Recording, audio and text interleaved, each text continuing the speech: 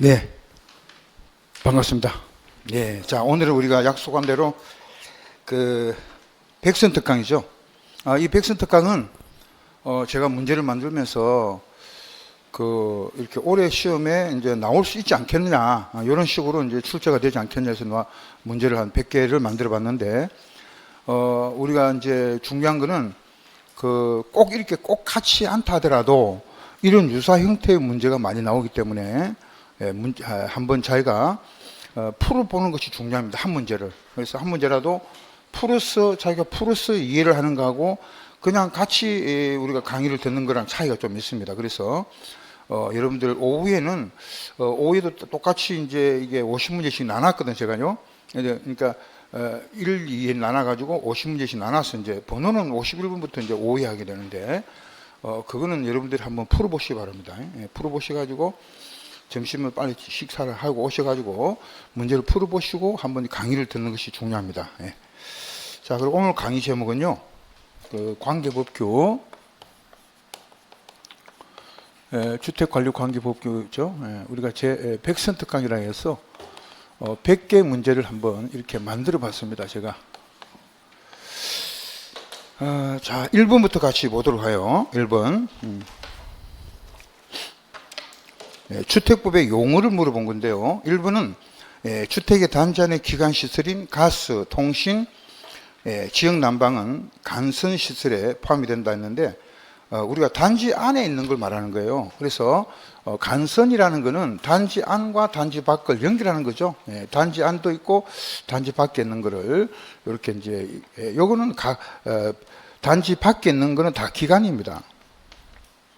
또 단지 안에 우리가 전기, 통신, 가스 이런 것도 단지 안에도 이제 기관 시설이죠. 그러면 간선이라는 거는 요 중간을 말하죠. 사이에 있는 거.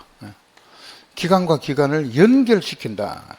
연결시킨다는 말이 나와야만이 요걸 간선이라 합니다. 간선 시설이라고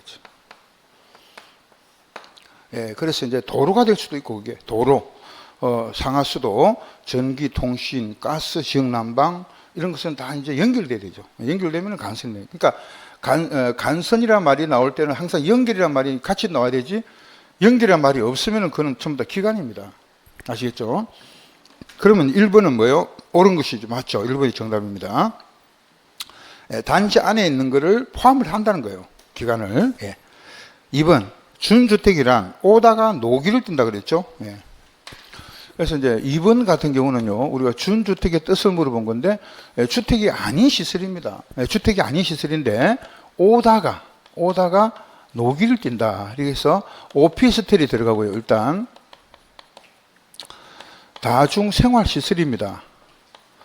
이 다중생활시설이 옛날에 구고시원이라고 생각하시면 됩니다. 고시원. 옛날에 고시원이 다중생활시설이고요. 그 다음에 노인복지주택이죠. 노인복지주택. 그 다음에 기숙사. 그래서 요 네 가지를 합해가지고 준주택이라고 합니다. 그래서 우리가 암기하실 때는 오다가 노기를 띈다 했는데, 특히 이제 이 중간에 요 다중이라고 되어 있잖아요. 요거를 다중 이용 건축물, 우리가 건축법에서 말하는 다중 이용 건축물은 바닥 면적의 합계가 5천이 넘는 일정한 용도, 또 16층 이상인 건물을 말하죠. 그래서 다중 이용 건물하고는 완전히 다른 거죠. 그래서 그런 걸 하나 조심을 하시면 됩니다. 그럼 여기서 지문은요, 오피스텔 다중생활시설 해가지고 노유자시설, 그 다음에 기숙사 이렇게 됐는데, 노유자시설이 아니고 뭐라고 해야 됩니까? 노인 복지주택이라 됩니다. 이거는. 그럼 우리가 일반적으로 이제 건축법에서 말하는, 여러분들 조심해야 될 게 뭐냐면, 우리가 건축법에서는 이 노유자 시설 하면은요, 어디까지가 들어가냐면은 노인 복지 시설이 일단 들어가잖아요. 노인복지 시설. 그 다음에 아동복지 시설이 들어갑니다. 그 다음에 사회복지 시설, 이 사회복지 시설까지도 포함이 되는 거예요. 그래서 이 노인복지시설과 아동복지, 사회복지를 다 넓은 개념이죠. 넓은 개념으로 포함을 해서 우리가 이거를 노유자시설이라고 해서, 이거는 건축법상의 용도에 나오는 하나의 30개 용도 중에서 하나입니다, 이게. 그러면은 여기서 말하는 거는 노인복지주택이지 노유자시설 전체를 말하는 게 아니죠. 그래서 여러분들이 건축에서 말하는 노유자 시설하고는 완전히 다른 개념이다. 이렇게 생각하시면 됩니다. 왜냐하면 이건 훨씬 폭이 넓죠. 그래서 이거하고 같이 이렇게 보시면 안 된다는 거죠. 예. 아, 그래요. 아주 문제 하나 봅시다. 하나. 제가 왜 그러냐면은 아니 그 문제를 하나 좀 달라 그랬어요. 지금 우리 사무실에 갔어요. 제가 문제를 하나. 이분도 맞는 것 같은데. 아, 인쇄가 잘못됐네. 아, 예.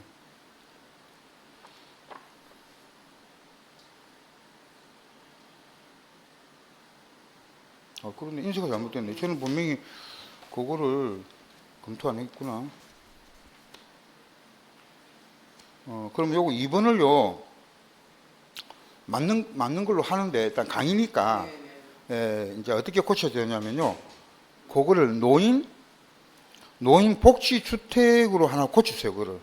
제가 가지고 있는 거는, 그거를, 우리가 일단 이거는 뭐 시험 치는 게 아니기 때문에, 제가 문제를 만들 때는 요거, 생각을 하고 만든 거거든요. 그래서 2번을 이렇게 고치세요. 네, 거기 2번을 노인복지법에 따른 노인복지주택 기숙사를 말한다는데 이렇게 되면 이제 틀린 게 없게 됩니다. 답이 2개 나와버려요. 그러면 이 중간에 노인복지법에 따른 노인복지주택을 없애버리고 노유자 시설을 하나 집어넣습니다. 그럼 해설 안 해도 그렇게 돼 있을 건데. 요거 뒤에 보면 해설이 있죠.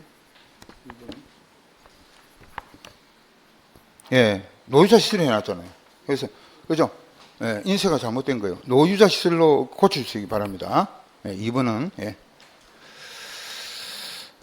그 다음에 3번. 3번. 세대 구분형 공동주택은 그 구분된 공간의 일부에 대하여 구분 소유를 할 수 없는 이죠. 왜 그러냐면은 이거 자체가 한 70평이나 80평 되는 아파트를 생각하시면은 이거 자체로 구분하는 거잖아요. 그러니까 공동주택 자체가 구분 소유가 이미 되기 때문에 요거 하나를 구분 소유를 다시 할 수는 없다는 겁니다. 예. 그래서 이런 식으로 이제 문제가 구성될 수 있습니다. 예, 구분 소유를 할 수 없는 이죠. 틀리고. 4번. 국민주택의 최대 규모는 1호나 1세대의 주거전용 면적이 85가 아니고 100입니다. 왜 그러냐면은 최대 규모를 물어봤잖아요. 85가 원칙이잖아요. 1호나 1세대 규모가. 그런데 수도권이 아니고 도시 지역이 아닌 읍면 지역은 얼마까지 된다 했습니까? 그러니까 수도권이 아니면서 도시 지역이 아닌 읍면 지역은 100제곱까지 가능하다. 100제곱 이하까지 가능하다 했습니다. 그러면 요 100이라는 게 결국은 뭐가 되는 거죠? 최대 규모가 됩니다. 최대 규모. 실제적으로 우리 시험에 옛날에 한번 나온 적이 있는 지문입니다. 최대 규모를 물어보는 문제가 나왔거든요. 그래서 이렇게 국민주택의 최대 규모를 물어볼 때는 단독이든 공동이든 똑같이 100제곱이다 이렇게 해야 됩니다. 85가 아니죠. 4번 틀리고. 5번 건강 친환경 주택은 저에너지 건물 조성 기술 등 대통령령으로 정하는 기술을 이용하여 에너지 사용량을 절감하도록 건설된 주택을 말한다 했는데 우리가 건강 친화형은 어떤 겁니까? 실내 공기질을 향상시키기 위해서 우리가 하는 게 건강 친화형이고 에너지 전략을 하는 것은 절감시키는 것은 에너지 전략형 친환경 주택을 말하죠. 이거는 에너지 전략형 친환경 주택입니다. 친환경 주택. 그렇게 이제 정리를 하시기 바랍니다. 그럼 답은 몇 번이죠? 1번. 그럼 2번 가겠습니다. 주택법에 보면요, 시설로 분리된 토지는 별개의 주택의 단지를 보는데요. 예를 들면 이제 단지와 단지 사이가 여기 아파트가 이렇게 있으면은 이렇게 이제 단지와 단지 사이를 갈라놓는 게 있죠. 그거는 거기가 뭐가 있습니까? 이 중간에 도로입니다. 도로. 도로가 있다든지 여기도 단지가 있고 여기도 단지가 있을 때는 뭐 도로가 있다든지 아니면 철도가 지나간다든지 그렇죠? 도로가 있다든지 철도가 지나가면은 단지와 단지를 구분하는 기준이 됩니다. 자, 그런데 만약에 이 도로라 하더라도 이 도로가 예를 들어서 일반 도로다. 일반 도로라는 건 어떤 거냐면요. 번호가 붙어 있지 않는 도를 말하죠. 번호가. 물론 이제 우리가 이제 예를 들어서 뭐 지방도 하면은 340 몇 번지 번호가 있죠. 지방도도 번호가 있고, 그 다음에 고속도로도 뭐 번호가 있죠. 경부고속도 1번, 그죠? 이런 식으로. 그 도시 순환, 외곽 순환 고속도로가 몇 번이죠? 100번? 네, 이런 식으로 번호가 있어요. 근데 일반 도로는 이렇게 번호가 없는 도로를 말하죠. 일반 도로. 그래서 우리 앞에 있는 도로들은 전부 다 일반 도로예요. 지금. 그럼 일반 도로는 폭을 따져가지고 이게 얼마 이상이죠? 20m 이상이 돼요. 그래서 필요한 것만 기억하면 됩니다. 요 20이 어디 나왔냐면요. 앞에 2에서 따온 거예요. 2. 일반 도로의 2. 여기서 따와가지고 20 힌트를 찾으시면 됩니다. 일반 도로의 2를 동그라미 딱 짚어버리고 필요한 것만 기억하면 되겠죠. 그 다음에 도시계획 예정도로. 자, 이 도시계획 예정도로는 글자가 몇 개입니까? 글자 수가 정확하게 8글자죠. 그래서 글자 수대로 폭이 8m 이상입니다. 그럼 나머지 도로도 전부 다 이거 이상이 돼야 된다는 거예요. 그러면 그 밑에 보면요. 주간선도로 도시군 계획시설의 결정 구조 설치 기준을 까는 규칙이 있어요. 여기 주간선도로라든지 보조간선도로, 집산도로 폭이 3m가 아니고 국지도로든 뭐든 간에 국지도로도 폭이 얼마까지 되냐면 8m 이상이 돼야 된다는 거죠. 국지도로까지도. 그러니까 번호가 붙어 있지 않는 도로들은 전부 다 얼마 이상이 돼야 돼요? 일반 도로 80이고 도시계획 예정도로 8, 그 다음에 국지도로 8. 여러분들이 공부는 여기까지 돼 있잖아요. 대개 20하고 8까지 요거 도시계획 예정도로까지 이제 기억을 하시죠? 예. 올해 시험이 굉장히 어렵게 나온다 이렇게 말씀 예고를 드린 바가 있습니다. 더 깊이 있게 찾아가면은 국지도로까지도 하나 더 기억을 하자는 거죠. 오늘 강의는요, 한 수 배운다. 이렇게 생각하셔야 돼요. 그렇게 해서 이제 답은 우리가 8입니다. 8. 그 다음에 이제 일반 국도, 특광, 시도, 지방도는 다 번호가 있죠. 번호가 있는 도로는 그 자체가 분리된 단지로 보는 겁니다. 답은 4번입니다. 그 다음에 3번 조합인데요. 주택조합이든 뭐 정비사업조합이든 조합은 굉장히 중요합니다. 이거 조합이란 거는 시험에 안 놓은 적이 없어요. 그래서 여러분들이 3번 같은 경우는요, 거의 시험에 확률이 굉장히 높다 그러는 거죠. 조합은. 그러니까 시간이 없으신 분들은 주택법에 딱 들어가면 뭐만 보면 돼요? 그렇습니다. 조합을 봐야 됩니다. 조합. 옳은 것은 1번, 해당 주택조합의 공동사업주체인 등록사업자 또는 업무 대행사의 임직원은 당연히 주택조합의 발기인과 임원이 된다. 될 수 없습니다. 될 수 없습니다.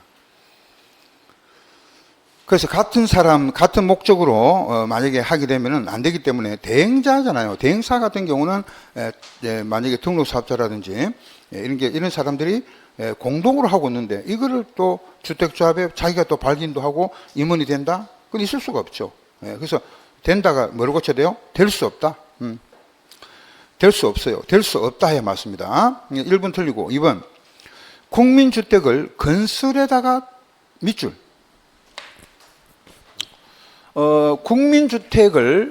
국민주택이 있어요. 요거를 국민주택을 건설하기 위해서는 만약에 지역이나 직장조합을 만든다. 건설이잖아요. 그럼 지역이나 직장조합을 주택조합을 만든다고 했으면은 주택조합은 설립을 할 때 시장군수구청장한테 설립 인가를 받아야 됩니다. 건설이잖아요. 국민주택을 건설된 거를 공급받는다는 말이죠. 공급받는 직장만, 지역은 안 되고 직장조합만 설립 신고를 하면 됩니다. 설립 신고를. 아시겠습니까? 항상 조심을 해야 되겠어요. 그래서 건설은 뭐 지역을 하든 뭐 직장을 하든 간에 다 같이 시장군수구청장에 인가를, 원래 시장군수구청장이 어디예요? 특자시 특자도 시장군수 자치구 구청장을 말합니다. 요걸 갖다가 줄여가지고 시장군수 구청장이에요. 그럼 설립신고도 시장군수 구청장한테 설립신고를 한 거죠. 자, 그러면은, 여기서 일단은 뭐예요? 인가 받은 거를 갖다가 변경한다는 거예요. 변경. 그럼 변경 인가 받아야 됩니다. 또 이제 그 목적을 달성을 다 했잖아요. 그럼 해산을 해야 되겠죠. 예, 해산 인가를 다시 받아야 됩니다. 근데 한 번 인가는 끝까지 인가 받죠. 예, 변경할 때도 인가 받고, 자, 목적을 달성했을 때 해산한다. 해산할 때도 인가 받죠. 근데 공급도 마찬가지. 설립 한 번 신고한 거잖아요. 신고한 거를 변경한다는 거예요. 변경 신고 들어갑니다. 그 다음에 해산한다. 해산 신고. 예, 이렇게 이제 한 번 신고는 끝까지 신고로 끝나는 거죠. 예, 그래서 이제 우리가 뭐 변경이든 해산이든요. 해산마저도 자동적으로 해산시키는 건 없습니다. 항상 인가받고 해야 되고, 여기 또 신고하고, 뭐죠? 해산을 해야 됩니다. 그래서 여러분들이 중요한 거는, 국민주택을 건설하느냐, 공급하느냐, 이런 말이 나왔을 때, 항상 공급만, 나는 공급받기 위해서 태어났다. 그럴 때 설립신고죠. 자, 이럴 때는 이제 그 조합원의 자격이 달라집니다. 달라집니다. 조합원의 자격은 반드시 뭐가 있어야 돼요? 반드시 무주택 세대주만 됩니다. 무주택 세대주일 것이 요구되는 거예요. 그럼 선생님 만약에 국민주택을 건설하기 위해서 지역이나 지역조합의 설립인가를 받기 위해서 우리가 조합원의 자격하면은 이때 조합원의 자격은요. 물론 이제 뭐 지역 같은 경우는 해당 지역에 거주를 해야 되잖아요. 직장도 같은 동일한 직장이 있어야 됩니다. 근데 그런 거를 이제 다 염두에 두고 그 다음에 이제 어떤 자격이 있어야 되냐면은 무주택 세대주도 되잖아요. 이게 무주택 세대주도 되지만은 또는 무주택 세대주라는 거는요. 주택이 없는 세대원 전부가 주택이 없어야 되는 거예요. 세대원 전부가. 그러면은 우리가 만약에 이제 분가해 나갔다, 그거는 관계가 없어요. 따로따로 이제 그 하나의 그 세대주를 보기 때문에 같이 살고 있는 세대 있죠. 주민등록표상의 세대. 그걸 말한 거죠. 그 세대원 전부가 우리가 주택이 없어야 된다. 이게 무주택인데요. 그런데 뭐죠? 85 주거 전용 면적에 85제곱미터 이하의 주택을 몇 채만 소유하더라도 한 채를 소유를 하더라도 자격이 있는 거죠. 이거는. 그래서 여러분들이 반드시 무주택 세대주만 되는 것은 설립신고입니다. 직장주택조합만 반드시 무주택 세대주가 돼야 되고요. 나머지는 전부 다 뭐예요? 국민주택을 건설하든 민영주택을 건설하든 지역이나 직장조합의 설립인가를 받고 자 하는 조합원들은 무주택 세대주도 되지만은 주거 전용 면적이 85제곱미터 이하의 주택을 한 채를 소유해도 자격이 있는 겁니다. 이거 아시죠? 85 이하의 주택을 한 채 소유해도 자격이 있는 거 아시죠? 예. 자, 그래서 일단은 우리가 1번이 아니고 2번이 그러면은 건설이니까 그 다음에 뭐가 나와야 됩니까? 인가 맞습니까? 예, 2번이 맞죠. 정확히 연결됩니다. 근데 만약에 공급이라 했으면 어떻게 돼요? 신고다 이겁니다. 그래서 항상 국민주택이 나오면은 그 다음 말을 신경을 좀 쓰시라 이겁니다. 그러니까 2번이 정답이고 3번 조합원의 추가 모집 승인과 추가 모집에 따른 조합의 변경 인가 신청은 사업 계획 승인일까지 한다. 자, 지금 조합의 변경 인가를 받는 거잖아요. 자, 주택조합을 조합의 이제 변경 인가를 받는 거잖아요. 인가를 받는 건데, 자, 요거는 언제 기준이냐? 그 다음에 조합원의 자격이 기준되는 거는요. 조합원의 자격이 기준되는 이 시점이 있고요. 변경 인가의 기준일이 있습니다. 그 주택조합의 변경 인가의 어떤 기준일은요.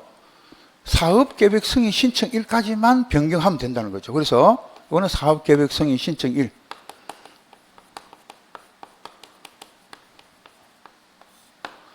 근데 조합은 설립인가죠. 조합의 설립인가입니다. 설립인가 신청일 기준이죠. 무슨 말이냐면요. 내가 주택을 한 개를 갖고 있건 무주택 세대주이건 그거는 내 조합의 자격이 되느냐 안 되느냐 이런 이야기잖아요. 근데 이 사람이 예를 들어서 지금 직장도 조합을 만들고 있는데 무주택 세대주가 돼야 되잖아요. 주택이 없어야 되거든요. 그럼 그게 언제 기준이냐? 설립인가 신청의 기준이거든요. 그럼 신고는 어떻게 됩니까? 신고일 기준, 신고일 기준이죠. 신고하는 날짜, 신고한 날짜 기준이 되는 거죠. 그래서 항상 자격을 기준하는 시점은 설립인가 신청일 기준이고, 조합의 인가, 변경 인가를 받는다든지 인가를 받는 거는 언제까지 하면 돼요? 사업계획 승인 신청일 기준입니다. 그러면 뭐가 빠졌습니까? 지금 인가 신청을 하는 거잖아요. 인가 신청을 하는 거니까, 요거는 신청일이 빠졌죠, 지금. 승인 신청일입니다. 신청이 빠졌어요, 신청이. 그래서 틀린 거예요. 신청일까지입니다. 승인일이 아니고, 신청일. 신청일까지만 하면 되거든요. 승인 받는 60일 지나는데, 신청을 하고 승인은 며칠 걸려요? 60일 걸리잖아요, 60일. 시간 엄청, 승인 신청이라고 승인 받는 날짜는 60일 차이가 있어요. 예, 그래서 신청일까지다. 신청이 빠졌네요. 그 때문에 틀린 거예요. 4번. 주택조합은 설립인가를 받은 날부터 5년이 아니고 2년 이내에 사업계획 승인을 신청합니다. 근데 30세대 이상 세대수 증가하지 않는 리모델링은 허가입니다. 예, 그래서 2년 안에 허가를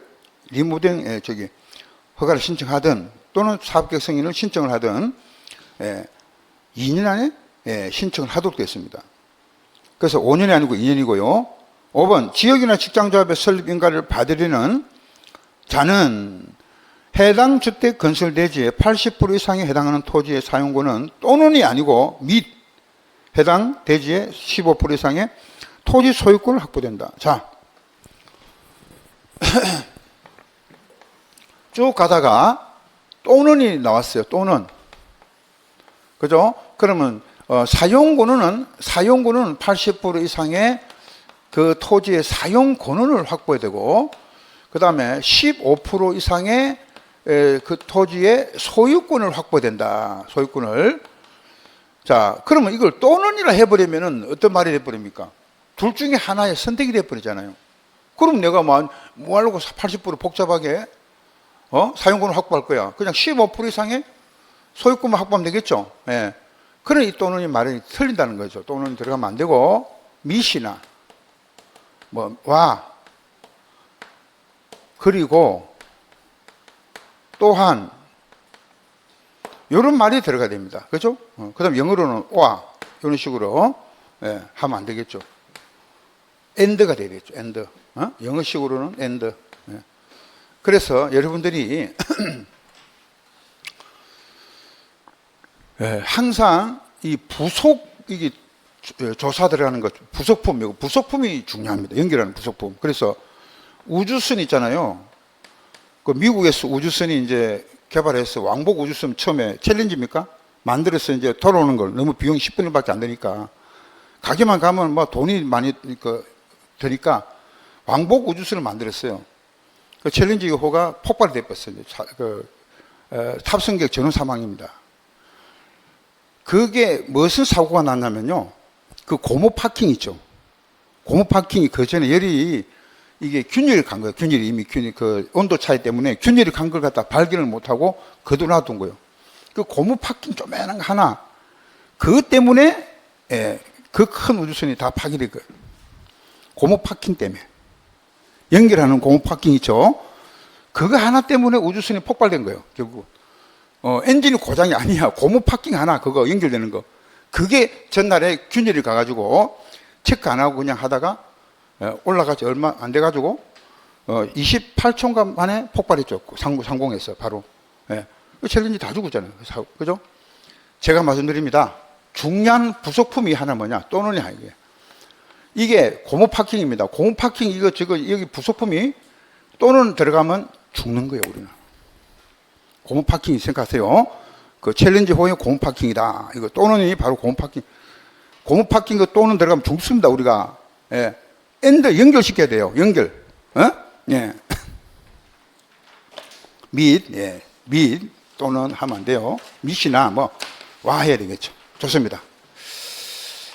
작년에 우리 시험에 이 조합의 가입, 철회 가입비 반환에 대한 문제가 나왔습니다. 그래서 저는 아무래도 뭐 이제 시험이 이게 어디서 나오냐면은 그 눈치가 좀 빠르신 분들은요, 그 17번 문제하고 똑같다고 보시면 돼요. 그러니까, 이게 그 주택법에도 조합이 있잖아요. 주택법에도 조합이 있고, 자, 민간 임대주택에 관한 특별법이 있죠. 주택 조합에도 우리가 이런 규정이 있고, 민간 임대주택에 관한 특별법에도 조합을 가입을 해서 처리하는 게 있습니다. 그래서 이 4번하고 17번을 자 같이 할 겁니다. 제가 같이 이 4번하고 17번을요 같이 할 겁니다. 같이 뭐가 비교를 좀 해봐야 되겠죠. 물론 비교 특강 때 이걸 해야 되는데 제가 같이 이제 문제풀이 할 때 하려고 이렇게 놔둔 겁니다. 그래서 보면은 이 4번하고 17번이 거의 똑같습니다. 왜? 17번도 민간 임대 협동조합이라는 게 조합이죠. 조합. 아무튼 조합이고, 또 주택법에도 아무튼 조합입니다. 둘 다가 조합입니다. 그러면 조합을 가입을 하는 사람이 청약 처리를 한다든지 또 반환을 요청하는 것, 이게 똑같아야 됩니까? 틀려야 됩니까? 똑같아야 됩니다. 규정이. 그래서 조합이라는 거는 그게 주택법이든 민간 임대주택에 관한 특별법이든 조합의 규정은 말은 내용은 틀리겠지. 뭐 민간 임대 협동조합이라는 조합과 주택조합은 명칭은 달라요. 근데 조합에 가입을 하고 청약 처리를 하고 가입비 반환을 하는 거는 똑같다는 겁니다. 그래서 1번부터 같이 비교를 해보죠. 주택조합에 가입을 신청한 자는 가입비 등을 예치를 하게 되면은요, 30일 안에 청약 처리를 할 수가 있다는 거죠. 그럼 청약 처리는 서면으로 할 때, 그는 도달한 날이 아니고 발송주의죠. 발송주의. 발송한 날에 효력이 발생된다 해서 2번이 틀린 거예요. 발송한 날에. 그 다음에 가입을 이제 신청한 모집 주체가 청약 처리를 했습니다. 모집 주체가, 그러니까 주택 가입을 신청한 사람이 청약 처리를 했을 때 가입비 반환 요청을 7일 안에 한다는 겁니다. 자, 그러면 가입비 주택에 대한 청약 처리를 누구한테 한 거예요, 도대체? 처음에 30일 안에, 요 30일 안에 청약 처리를 했다 했잖아요. 청약 처리를. 가입을 한 사람이 청약 처리했겠지. 그러면 모집 주체한테 한 거죠. 모집 주체한테. 모집 주체. 시행자가 있겠죠. 모집 주체가 누굽니까? 시행자지, 시행자. 사업 주체. 건설회사. 그죠? 시행사를 말합니다. 시행자. 그 시행자가 모집 주체거든요. 모집 주체한테 청약 처리를 30일 이내 했다는 겁니다. 그러면 이제 모집 주체는 돈이 지금 어디다가 있습니까, 이게? 예치기관의 장한테 예치를 해놓은 거거든요. 자기가 예치한 게 아니고. 그럼 예치기관의 장한테 이걸 뭐 해야 돼요? 반환을 요청한다는 겁니다. 모집 주체가 7일 이내. 모집 주체가 누구한테? 예치기관의 장하죠. 자기가 자기한테 돈이 지금 없잖아요. 그러니까 예치기관의 장한테 이거를 돈을 달라고 요청을 해야 되겠죠. 그럼 예치기관의 장은 그 다음 장 보세요. 예치기관의 장은 반환을 누구한테 요청받았습니까? 모집주체로 요청받았죠. 그러면은 이제 예치한 자한테 반환하는 것은 10일 안에 이제 예치한 사람한테 반환한다고 됐죠. 그래서 10일 안에 반환을 해야 된다는 거죠. 10일 이내. 이 반환한 사람의 주체가 누굽니까? 예치기관의 장이 반환한 거예요.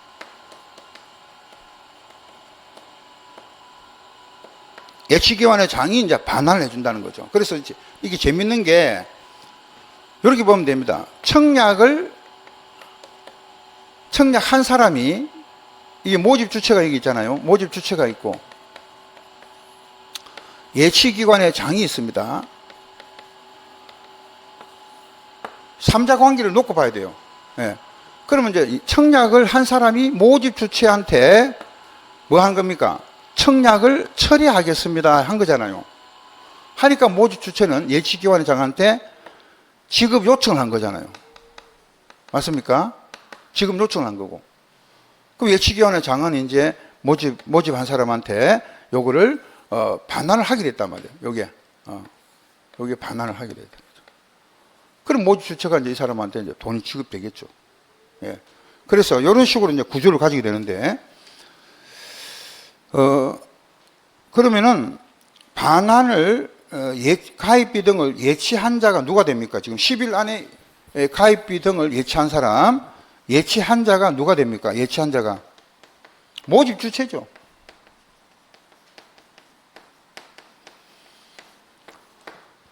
이거는 청약을 한 사람이잖아요. 청약을 한 사람이고, 이 돈을 맡긴 사람은 모집 주체가 맡긴 거예요. 그러니까 모집 주체가 반환을 해줘야 되는 거예요, 그거를. 모집 주체에게. 그러니까 이 돈을 맡긴 사람이 누구예요? 모집 주체가 맡겼기 때문에 지급을 요청한 거 아닙니까? 이 사람이 직접 맡겼습니까? 아닙니다. 이 사람은 시행자한테 그 청약만 한 거예요. 예. 그럼 모집 주체가 이제 자기가 보관을 못 하니까 이 돈을 예치기관의 장한테 다 맡겨놓은 거예요. 맡겨놨는데 이 사람이 철회되었잖아요. 철회. 그래서 이제 지급을 요청하는 거예요. 그럼 이 사람이 이제 지급을 해줘야 되는 거예요. 반환을 해줘야 됩니다. 그럼 이제 반환 받았을 때 이 사람한테 다시 지급하겠죠. 이런 식의 구조를 가진다는 거예요. 그래서 이제 재밌는 게 청약 철회는 모집 주체가 시행자한테 하는 거고, 그러니까 청약 철회를 청약자가 모집 주체인 시행자한테 하는 거고, 7일 이내는 모집 주체가 예치기관의 장한테 하는 거고, 10일 이내 반환은 예치기관의 장이 예치한 자, 즉 모집 주체에게 하는 겁니다. 그래서 아무튼 날짜만 기억하세요. 막 너무 헷갈리니까 30일, 7일, 10일입니다. 똑같죠. 네. 자, 그럼 요 규정이 또 발송할 때는 효력이 있다는 거. 청약 철회. 그러면 4번하고 17번에서 1번, 2번, 3번이 똑같죠. 똑같죠. 그 다음에 이제 그 17번에 4번 보세요. 예, 모집 주체는 가입 체결 일로부터 30일이 지난 경우에 예치기관의 장한테 가입비 등을 지급을 요청할 수 있다. 며칠이 지나면 됩니까? 자, 요거는 여기 30일 같으면요, 30일이 지난 시점에서 예치기관의 장한테 지급을 요청이 가능하다. 누가요? 모집 주체가 하는 거죠. 모집 주체가 이거는 미리 지급을 요청을 할 수도 있습니다. 30일이 지나면은. 그 다음에 예치기관의 장 요청을 받으면은 4번, 5번을 묶어버렸어요. 4번, 5번을. 그럼 예치기관의 장은 며칠 이내에? 요게 10일입니다. 10일 이내 지급을 해야 된다는 거죠. 10일 이내 지급. 그럼 선생님, 요거하고 요거는 다른 겁니까? 다른 겁니다. 자, 보세요. 요건 아까 3자 관계가 성립됐죠. 청약한 사람이 있었고, 모집 주체가 있었고, 예치기관의 장이 있었죠. 요거는 3자 관계가 아니고 2자 관계입니다. 그냥. 단순하죠. 요거는 모집 주체가 있고, 예치기관의 장이 있습니다.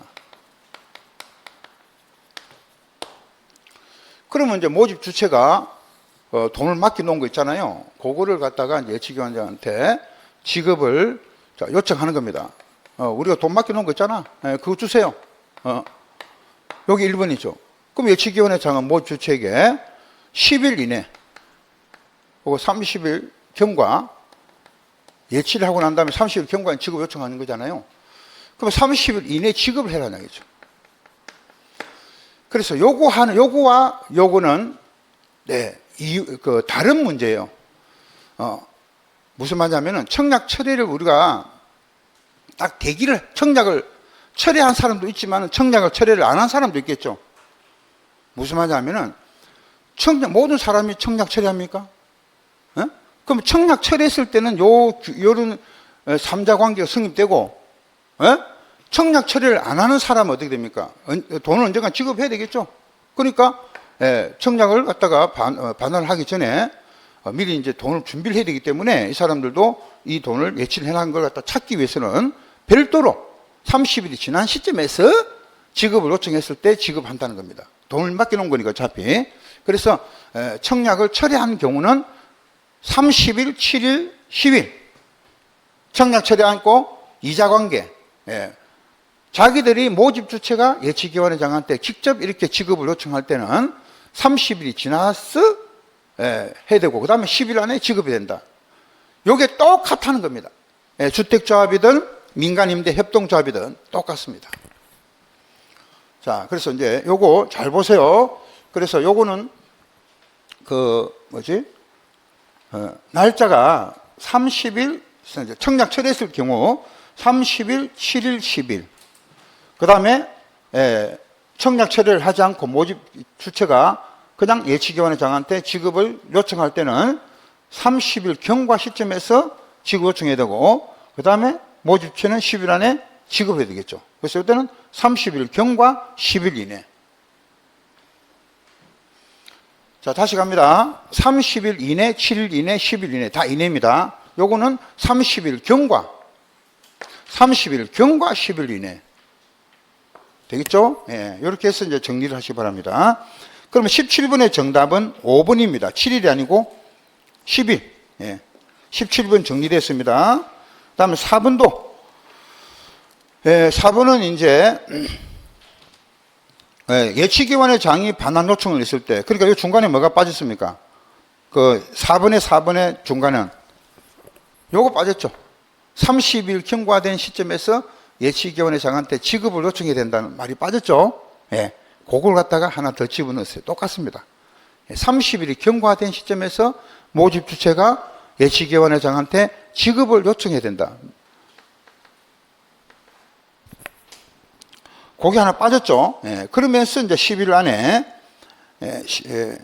가입비 등을 반환해야 된다. 이게 이제 연결되는 거예요. 그리고 청약 처리를 했다면 그것을 이유로 위약금이나 손해배상을 청구할 수가 없다 이렇게 되어 있습니다. 예. 그러니까 신청자한테 왜 당신이 청약 처리했습니까? 위약금, 손해배상 우리가 청구하겠습니다. 안 된다는 거죠. 예. 그래서 이제 이런 문제가 작년 시험에 17번이 나왔어요. 그것도 이제 17번하고 유사한 문제가 나왔는데 제가 날짜만 바꾼 거예요. 예. 그래서 민간임대협동조합에서 말하는 청약 처리와 주택조합에서 말하는 청약 처리 똑같기 때문에 지금 같이 본 겁니다. 같이 본 거예요. 똑같아요. 네. 내용은 똑같습니다. 자, 그러면 5번, 4번의 정답은 2번이고요. 그 다음에 5번, 틀린 것은 1번, 세대별 전용 면적이 30 이상 과 앤더 진입되는 도로의 폭이 6m 이상의 요건을 모두 갖춘 단지형 연립이나 단지형 다세대는 50세대 이상인 경우에 사업계획 승인을 받는다. 자, 우리가 주택조합이 아니고 사업계획 승인 규모는요, 사업계획 승인을 받아야 되는 규모를 말하죠. 그러면은 우리가 요거는 주택을 건설하느냐, 주택 건설 사업과 대지를 조성하는 사업으로 나눕니다. 대지를 조성하는 사업으로 나눕니다. 규모가. 그럼 주택은 단독주택이냐 공동으로 하는 거냐 이렇게 나누겠죠.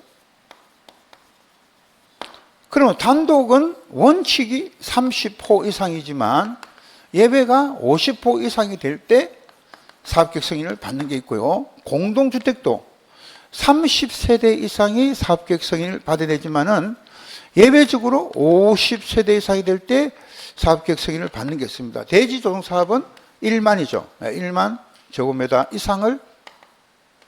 이상의 대지를 조성할 때는 사업계획 승인권자로부터 사업계획 승인을 받아야 합니다.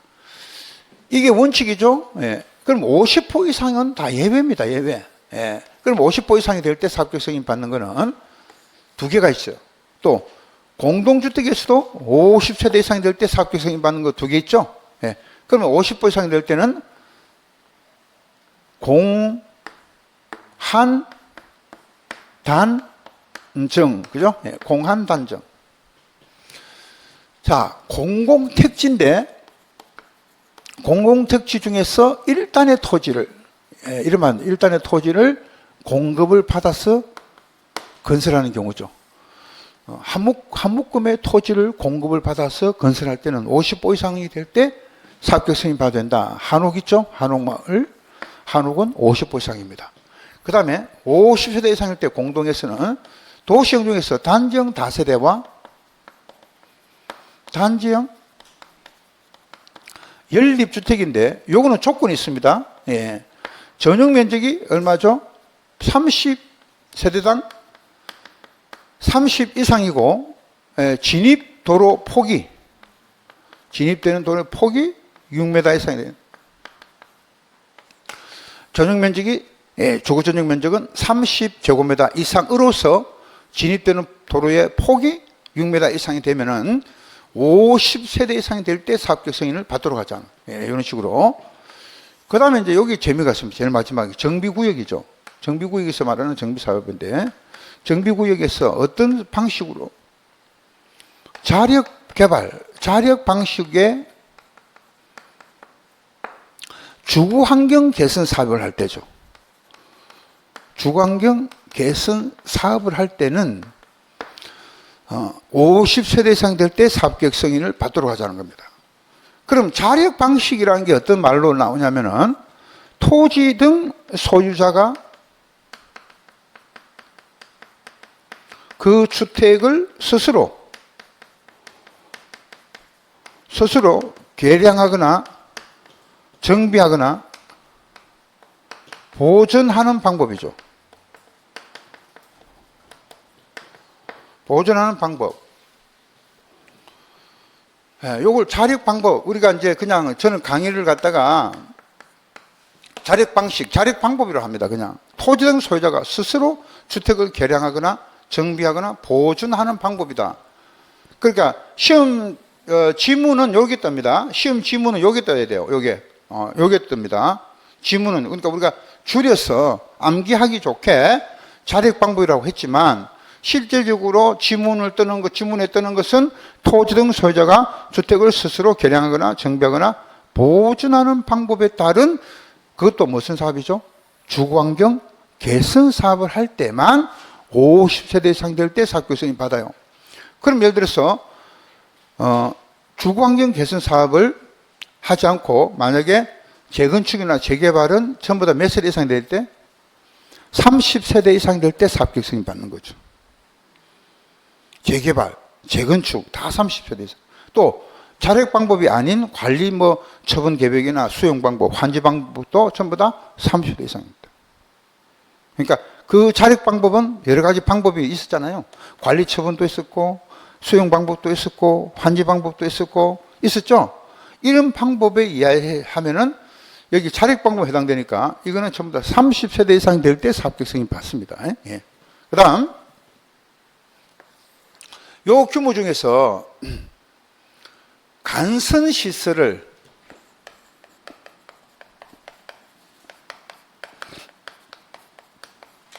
간선시설의 설치 의무자가 설치하는 규모는 주택은 100호입니다.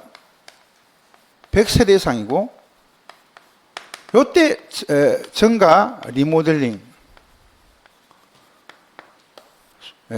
수가 100세대 이상. 요거하고 대지는 16,500이죠. 이상의 대지 조성 사업이죠.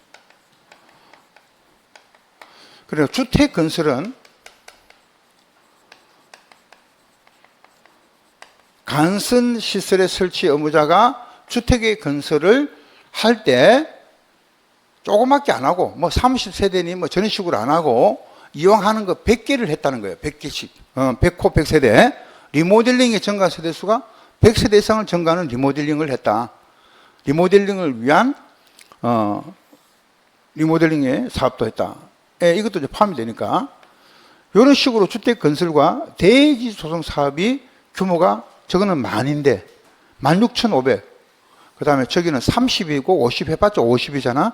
근데 100을 한 거예요. 100을. 이용할 때 저거 100 끝으면 따버리죠. 그죠? 예. 요거는 이제 16,500이니까 1.5 정도.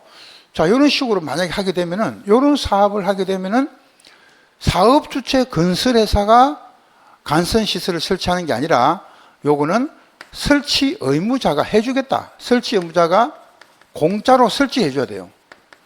그럼 이 설치 의무자가 누가 되냐면은 간선시설의 종류가 도로 상하수도, 아까 말씀드렸죠. 전기, 통신, 가스, 지역 난방, 그 다음에 우체통이죠. 예, 이렇게 세 가지가 종류가 있으면은 도로 상하수도는 해당 지방자치단체가 해줘야 돼요. 공짜로. 예, 아까 간선도로 있죠? 간선시설. 지방자치단체가 해줘야 되고, 전기, 통신, 가스, 지역 난방은 해당 지역에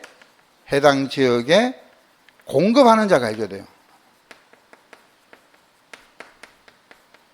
그 다음에 우체통은 국가가 해주는데 이 도로 상하수도가 돈이 제일 많이 들어가죠. 그래서 그 비용의 몇 프로까지는 50% 범위까지는 국가 부담을 하게 돼. 국가가 예산을 가지고 있기 때문에 국가 부담이 가능하다. 예, 이렇게 됩니다. 그래서 이왕 하는 거 좀 크게 해라는 얘기죠. 크게 하게 되면은 너네가 뭐 짤짤거리면서 뭐 20호, 뭐 40, 50호 이렇게 지을 게 아니라, 이왕 할 때는 좀 이렇게 주택도 100개나, 100개 이상을 짓고, 또 대지는 16,500 이렇게, 건설하게 대중 사업을 한다면은, 우리가 건설회사, 사업 주체가 이거를 설치하는 게 아니라 설치 의무자가 설치하는데 언제까지 설치해줘야 돼요? 언제까지? 사용검사 받는 날까지. 사용검사일까지는 설치를 해줘야 됩니다. 그런데 사용검사일까지 설치를 안 할 경우는 사업주체가 대신해서 설치를 하고 그 비용 상환을 청구할 수 있다.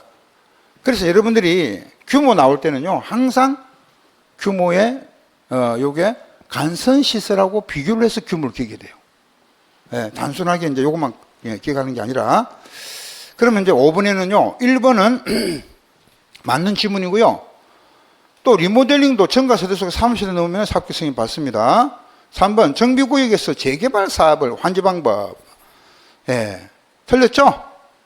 리모델링 경우를 포함이 아니고 이때는 제외됩니다. 이때는 리모델링을 제외시킵니다. 그래서 3번을 맞게 하려면은 요거죠. 정비구역에서 자력 방법으로 주관기 개선 사업을 하는 경우에만 50세대 이상을 우리가 될 때 사업계 승인을 받는 거고, 또 관로안에 리모델링의 요 관로안에 말이죠. 요거 30하고 50일 때는요, 리모델링을 제외한다고 됐어요. 그때는 리모델링을 제외한다고 됐어요. 왜? 건설이니까요, 건설. 그래서 그 밑에 보면은 많이 틀렸죠. 지금 3번이 틀 게 엄청나게 많죠. 재개발을 하고 환지 방법을 어떻게 고쳐야 됩니까? 재개발은 주거환경 개선 사업을 고쳐야 되고, 환지 방법은 스스로 주택을 보존, 정비, 개량하는 방법 이렇게 고쳐야 되고, 리모델링은 포함이 아니고 제외한다. 요 세 가지가 다 맞을 때만 3번이 맞는 거예요. 그 다음에 4번 국지주지 대통령령으로 정하는 경우 밑줄 쫙 하세요. 그 4번에 지문 있잖아요. 국지, 주지, 그리고 대통령령으로 정하는 자.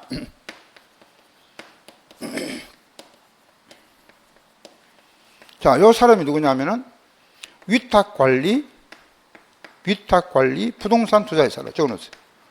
위탁관리 부동산 투자회사. 자, 이 위탁관리 부동산 투자회사는요, 국지주지가 총 지분의 50%를 초과하여 설립을 한 하나의 법인입니다. 그렇죠? 그리고 자산관리공사를 주택공사가 맡고 공공주택 사업을 건설하는 그런 목적으로 예, 하나의 설립된 하나의 법인입니다. 그래서 이 위탁관리 부동산 투자회사가 대통령령으로 정한 데 들어갑니다. 그래서 이 위탁관리 부동산 투자회사도 감리자를 지정하지 않습니다. 예, 되겠죠? 예, 그렇게 하시고 이제 도시형 생활주택은 건축법 적용받으니까 감리 지정을 안 합니다. 4번 맞아요. 5번 사업 조건에 이행을 안 했어요. 미이행이죠. 그러면 전체를 다 사용검사를 받을 수 없고 동별로만 사용검사를 받을 수 있도록 하자. 예, 맞습니다. 5번 맞아요. 그 다음 6번 보겠습니다. 6번. 분양가 상한제를 적용하지 않는 주택인데 1번은 도시형 생활주택은 분양가 상한제를 적용하지 않습니다. 또 2번에 공공재개발 사업에서 건설 공급하는 주택. 3번 관광특구는 공동주택이라도 층수가 50층 이상이거나 높이가 150m 이상이 될 때만 분양가 상한제를 적용하지 않습니다. 그 다음에 4번 경제자유구역에서 그 위원회가 분양가격 제한을 적용하지 않기로 심의 의결을 했죠. 이럴 때는 분양가 상한제를 적용하지 않습니다. 그럼 5번에 도시재생 활성화 지원에 관한 특별법에 따른 주거재생 혁신지구에서 건설 공급하는 주택은 분양가 상한제를 적용합니다.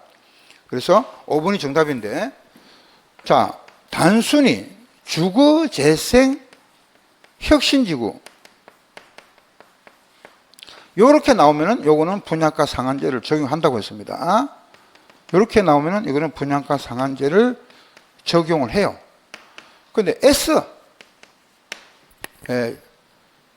지구에서 그 다음에 말이 연결됩니다. 뭐죠? 혁신지구 재생사업 중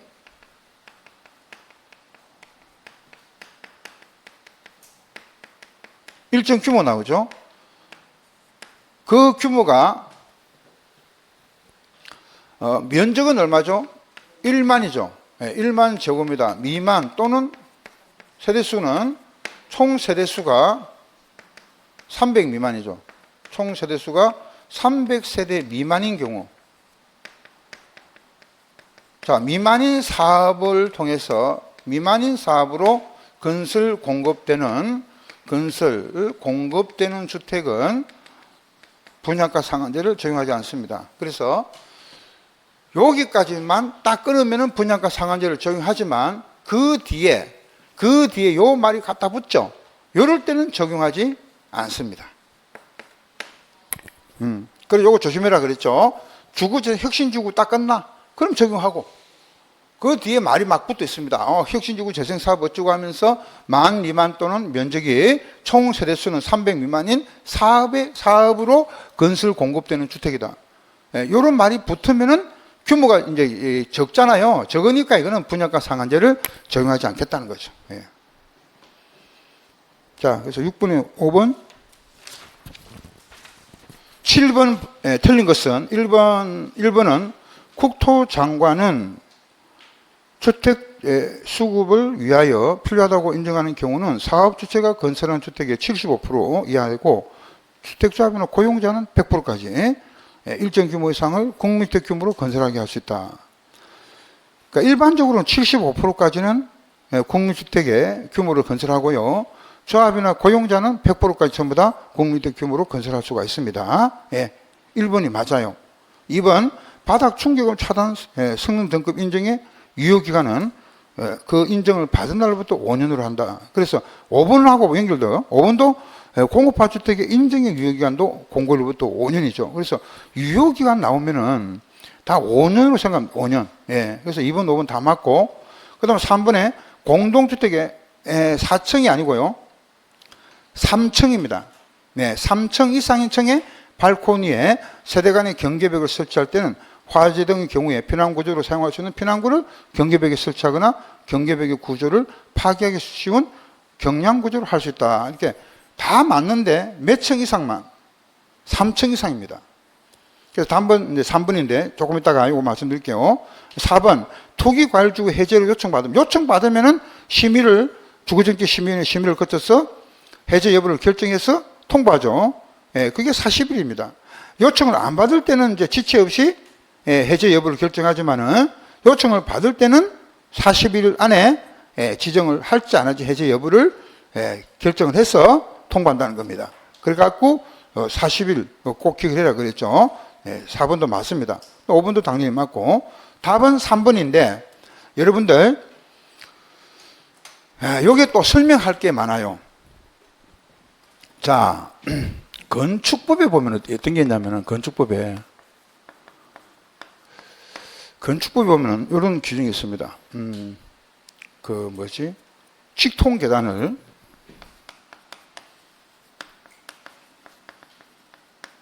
두 개 이상 설치를 해야 되는 두 개 이상을 설치를 해야 되는 경우가 있습니다. 설치를 해야 되는 경우 여러 가지 경우가 있는데 오피스텔하고 그다음에 공동주택 있죠. 이 공동주택은요 두 개 이상 설치를 하려면은 우리가 적어도 각 층의 각 층의 바닥 면적의 합계가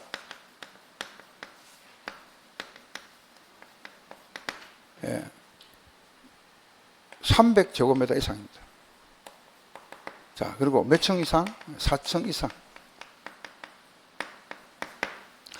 자, 몇 층 이상부터요? 4층 이상인데, 그 4층 이상인데 해당되는 층마다 바닥 면적 합계가 300제곱미터 거실의 바닥 합계가 300제곱미터 이상인 경우는 두 개 이상을 직통 계단을 설치해야 된다는 거죠. 그러면 자 봅시다. 그림을 하나 잠깐 그려볼게요, 제가. 자, 4세대 이하는 제외. 요거는 4세대 이하는 또 제외됩니다. 그 4개 그리면 안 되겠죠. 5개라 보고. 그러면은 여기 이제 몇 호라는 얘기예요?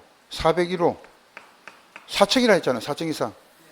401호, 402호, 403호, 404호, 405호다 이겁니다. 4개 이하는 또 제외되죠. 그러니까 또 이거는 5개 이상이 이하는 제외되니까 5개 이상이다 이렇게 생각하시면 됩니다. 그러면 이 아파트로 생각하시고요. 각 층마다 거실이잖아. 이 거실의 바닥 합계 300이 넘어야 된단 말이야, 합계가. 그러면 이게 하나가 5개가 있으면 하나가 얼마 정도 돼요? 60이지, 60씩 해가지고 5개 있다는 거죠. 각각 60이 5개가 있다는 거죠. 그러면은 이런 식으로 이 거실의 바닥 합계가 적어도 60이 다 넘는단 말이죠, 보통. 그러면은 이렇게 60이 넘어버려가지고 합계가 전다 했더니 300 이상이 돼버렸어. 그러면은 직통 계단을 몇 개 이상 설치돼요? 2개 이상을 설치한다, 2개 이상을. 이런 식으로. 한 개 가지고 안 된다 이겁니다. 아시겠죠? 요 규정에서 출발한 거예요, 이제. 여기까지 됐죠? 그런데 2개 이상의 설치가 곤란한 경우가 있습니다. 2개 이상의 직통 계단을 설치하기가 곤란한 경우. 왜? 아예 처음부터 이 아파트가 한 개밖에 없었던 거예요.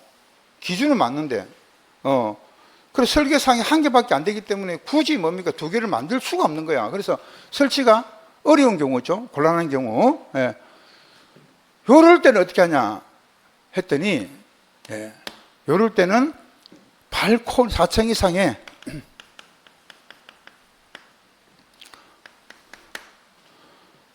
그 발콘 있죠. 발콘에다가 직통 계단을 설치를 못하니까 직통 계단에 가름하는 무슨 공간? 대피 공간을 마련해라는 겁니다. 대피 공간의 마련입니다. 의무가 있다는 거죠.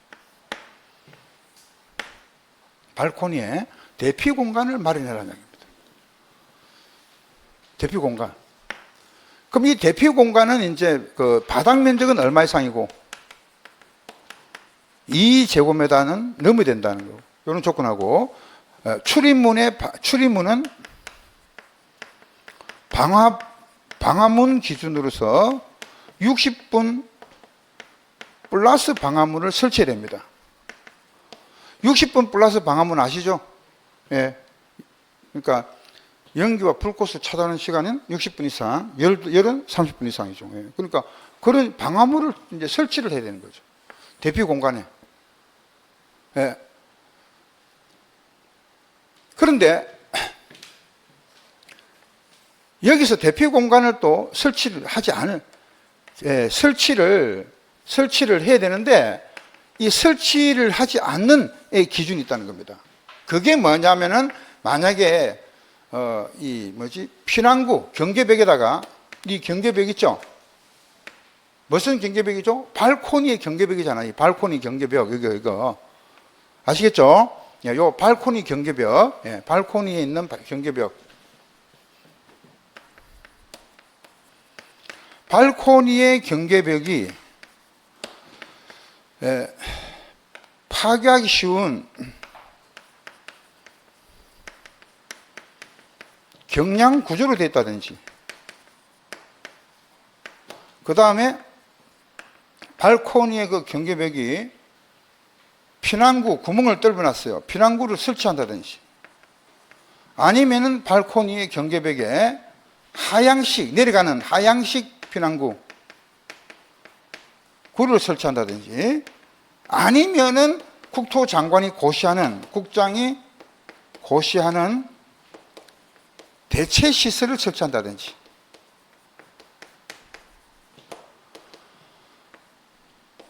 이런 조건이 붙으면은 굳이 대피 공간을 설치를 안 해도 돼요. 이거 제가 그랬잖아요. 이거 한번 이렇게 빙산이거든요. 웬만하면 빙산을 이렇게 있을 때는 배가 이렇게 지나갈 때 이거 건들면은 배가 파산돼요. 건들지 마라 그랬죠. 지금 빙산은 이거는 건드려야 돼요. 이게 조그만 거야, 조그만 거. 바다에 조그만 거 뜬 거야. 요런 거는 이제 둥둥 떠내려가는 거니까 요거는 이제 부숴도 돼요. 예. 요게 빙산의 일각이죠. 그래서 여러분들이 주택법에는 3층 이상의 발코니, 3층 이상의 발코니에 피난구 설치할 때는 경량구조를 할 거, 이런 규정이 있죠. 건축법에는 몇 층 이상? 4층 이상입니다. 건축법에는 몇 층 이상이라고요? 4층 이상이죠. 오늘 비교 관계 두 개 있었죠. 아까 청약 처리에 가입하는 거, 청약 처리하는 거, 우리가 조합은 다 똑같다는 원리하고, 그 다음에 요거 3층 이상의 발코니의 경계벽이냐, 4층 이상의 발코니의 경계벽이냐, 요겁니다.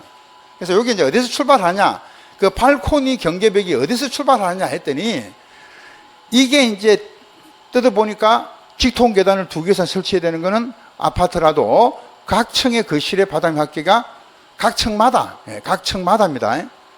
각 층이라는 거는 각 층마다 다 이 벽이 넘어야 돼. 그래서 각각 이렇게 벽이 다 넘을 때 얘기입니다. 그러면 여기도 3층도 100 넘고, 300이 넘고, 2층도 300이 넘고, 그건 각 층마다 이게 거실의 바닥면 합계가 300이 넘을 때, 전체가 전체 4층인데 벌써. 그러니까 각 층마다 거실의 바닥면 합계가 300 이상일 때는 이렇게 직통 계단을 2개 설치되는데, 그 구조가 어려운 경우가 있습니다. 설치하는 게. 그럴 때는 발코니에다가 대피 공간을 설치하는데, 이 대피 공간은 적어도 요런 이제 기준이 있다는 거죠. 요런 기준을 충족해야 된다는 거죠. 기준을. 근데 대피 공간을 설치를 안 하려면은 파괴하기 쉬운 경량 구조를 하든지, 아니면은 피난구를 설치하든지, 아니면 하향식 피난구를 설치하든지, 아니면 국토교통부 장관이 고시하는 대체 시설을 설치하든지, 이런 조건이 붙으면은 안 해도 된다는 겁니다.